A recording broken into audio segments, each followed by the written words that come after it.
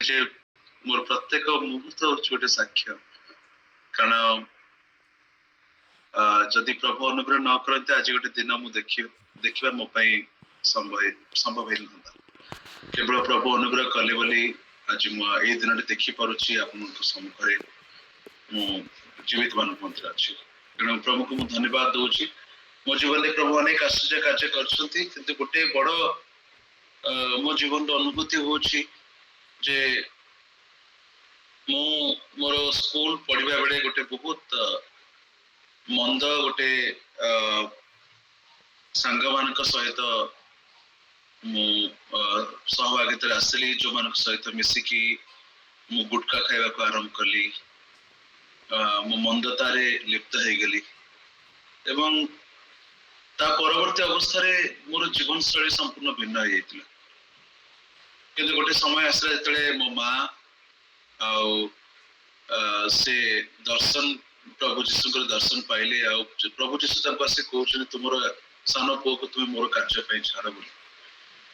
ଯେତେବେଳେ ପ୍ରଭୁଙ୍କର ଏଇ ଦର୍ଶନ ମୋ ମା ପାଉଛନ୍ତି, ସେ ମତେ ଜଣାଉଛନ୍ତି ଏ ବିଷୟରେ, କିନ୍ତୁ ମୁଁ ଇଚ୍ଛା କରୁନି।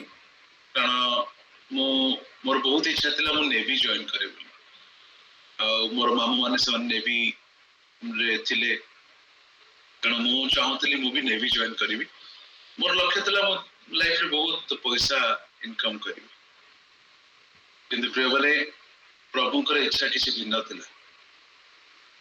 ମୁଁ ପ୍ରଭୁଙ୍କର ସେବା କାର୍ଯ୍ୟ ପାଇଁ ମୋର ଆସିବା ପାଇଁ ଜମା ଇଚ୍ଛା ନଥିଲା। ମତେ ମୋ ମା କହିଲା ପରେ ମଧ୍ୟ ମୁଁ ସବୁବେଳେ ତାଙ୍କୁ ଆଭଏଡ କରେ ଆଉ ମନା କରେ ଯେ ନାଇଁ ମୁଁ ପ୍ରଭୁଙ୍କ ସେବା କାର୍ଯ୍ୟ ପାଇଁ ଯିବିନି, ମୁଁ ଅନ୍ୟ ସବୁ ଅଲଗା କାର୍ଯ୍ୟ କରିବି କିନ୍ତୁ ପ୍ରଭୁଙ୍କ କାର୍ଯ୍ୟ କରିବିନି, ମୁଁ ନେଭି ଯିବା ପାଇଁ ଚାହୁଁଛି। ଗୋଟେ ଦିନ ମୁଁ ସେତେବେଳକୁ +2 ପଢୁଥାଏ, ଆଉ ମୋର ଉପର ଭାଇ ଆଉ ମୁଁ ଆମେ କଲେଜକୁ ଯାଇଥାଉ ବାଇକରେ, ଆଉ କଲେଜରେ ଯେତେବେଳେ ଆମେ ଫେରୁଛୁ ଆମେ ଦେଖୁଛୁ ଆମ ସାମ୍ନାରେ ଖରା ବେଳଟାରେ ଦ୍ୱିପହର ଅବସ୍ଥାରେ ଆମ ସମ୍ମୁଖରେ ଗୋଟେ ବୃଦ୍ଧ ଜଣେ ବାପା, ସେ କଣ କରୁଛନ୍ତି ନା ଖରା ବେଳଟାରେ ମୁଣ୍ଡରେ କିଛି ମୁଣ୍ଡେଇକି ସେ କଣ କରୁଛନ୍ତି ଚାଲିଛନ୍ତି। ଆଉ ମୋ ଭାଇ ଟିକେ ସ୍ପିଡରେ ଥିଲା, ଗାଡି ସେ ଚଲାଉଥିଲା, ଆଉ ସେ କଣ କରୁଛି ନା ହର୍ନ ମାରୁଛି, ବହୁତ ଜୋରେ ହର୍ନ ମାରୁଛି, କିନ୍ତୁ ସେ ବ୍ୟକ୍ତି ଜଣକ ରାସ୍ତା ମଝିରେ ପୁରା ଚାଲିଛନ୍ତି। କି ଯେତେବେଳେ ଆମେ ତାଙ୍କର ପାଖାପାଖି ବହୁତ ପାଖାପାଖି ହେଇଗଲୁ, ଆଉ ସେ ହର୍ନ ଶୁଣିକି ସେ କଣ କଲେ, ଆମେ ଯୋଉ ଆଡେ ଯାଉଛୁ ସେ ସେଇ ଆଡକୁ ଚାଲିଗଲେ। ମୋ ଭାଇ ଆଉ କଣ୍ଟ୍ରୋଲ କରିପାରିଲା ନାହିଁ, ସେ ସଡନ ବ୍ରେକ୍ ଟା ମାରିଦେଲା। ଯେତେବେଳେ ସେ ବ୍ରେକ୍ ମାରିଦେଲା, ଗାଡି ଆମର ପୁରା ଘୁଷୁଡିକି ଚାଲିଗଲା, ଆଉ ମୋ ଭାଇ ସେ ବୃଦ୍ଧ ବ୍ୟକ୍ତିଙ୍କ ସହିତ ଧକ୍କା ହେଲା।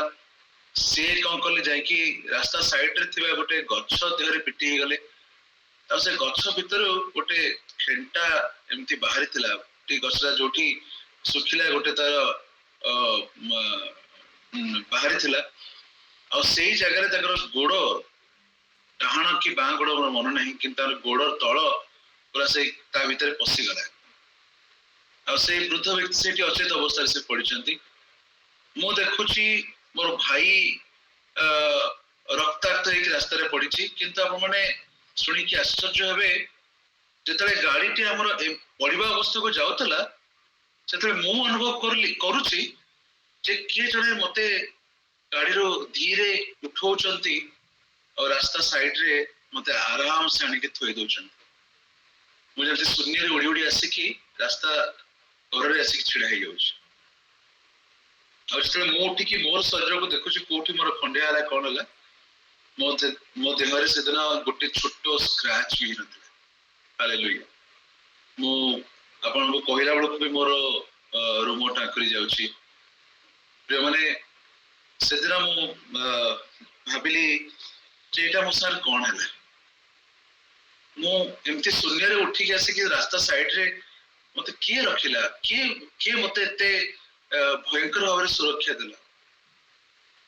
ସେଦିନ ମୋ ମନ ଭିତରେ ସେ ଗୋଟିଏ କଥା ଆସିଲା, ମୋର ପ୍ରଭୁ ମତେ ସୁରକ୍ଷା ଦେଲେ। ଯୋଉ ପ୍ରଭୁଙ୍କୁ ମୁଁ ବିଶ୍ୱାସ କରୁନି, ଯୋଉ ପ୍ରଭୁଙ୍କର ସେବା କାର୍ଯ୍ୟ କରିବା ପାଇଁ ମୁଁ ଇଚ୍ଛା ମଧ୍ୟ କରୁନି, ସେ ଅଛନ୍ତି, ସେ ପ୍ରତ୍ୟେକ ସମୟରେ ମୋ ପାଖେ ପାଖେ ଅଛନ୍ତି, ଆଉ ସେ ମତେ ସୁରକ୍ଷା ଦଉଛନ୍ତି। ପ୍ରିୟମାନେ, ହସ୍ପିଟାଲକୁ ମୁଁ ମୋ ଭାଇକୁ ଆଉ ସେ ବୃଦ୍ଧ ବ୍ୟକ୍ତିଙ୍କୁ गाड़ी रे नेकी गली हॉस्पिटल से चिकित्सा है मो घर लोक आसिक पहुंचले आउ से चिकित्सा चिकित्सा चली था से डॉक्टर को देखा देखी करते मत पचार तोर कौन है तोर कोट जाए किसी बाजिला कोट तोर खंडिया है माने मोर कौन सी गोटे छोट स्क्रैच मो देह नथिला मुझे कहली से सब अबाक है मत अनेक रही आश्चर्य परमेश्वर आमनकर से आश्चर्य भाव में आमको सुरक्षा दियंती आज से जो इंसिडेंट मो लाइफ रे घटिला आज से प्रिय माने मु आपनको सम्मुख छिड़ा प्रभुଙ୍କର सेवा करबा धन्यवाद दूची मते ए साक्ष्य कहबा सुযোগ देले प्रभु गौरव पात प्रेज द लॉर्ड बहुत बहुत धन्यवाद ए सुंदर साक्ष्य पाई आमन जिते साक्ष्य शुणी था आम को उद्दीपित करता है आज जिते आम प्रिय पालक राजदीप भाई प्रार्थना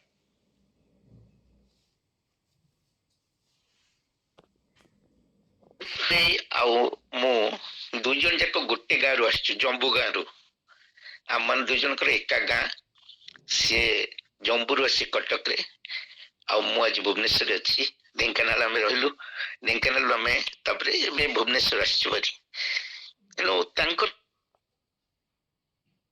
बाछी था भिन्न भिन्न अवस्था दे आनी था घोड़े रखी था जहाँ को बाछी था कार्य से से रास्ता दे कढ़े कढ़े आनी से अवस्था दे कढ़े कढ़े आनी तार जीवन टा गोटे साक्ष्यमय जीवन हम से साक्ष्य से सब दे पार मो परमेश्वर मत धरिकी रखिंट आम परमेश्वर आम भर क्या भी छाड़ी न था कहीं ना से जो दिन आम को सृष्टि कले से दिन से आम को पूर्व गोटे योजना कर देछंती प्रभुंकर योजना विफल हो न था से विजय परमेश्वर राजदीप भाई जीवन में से आम प्रत्येक जीवन में प्रभु कार्य कर आम को सब आवरी रखिंट प्रेज द लॉर्ड सुंदर साक्ष्य प्रभु गौरव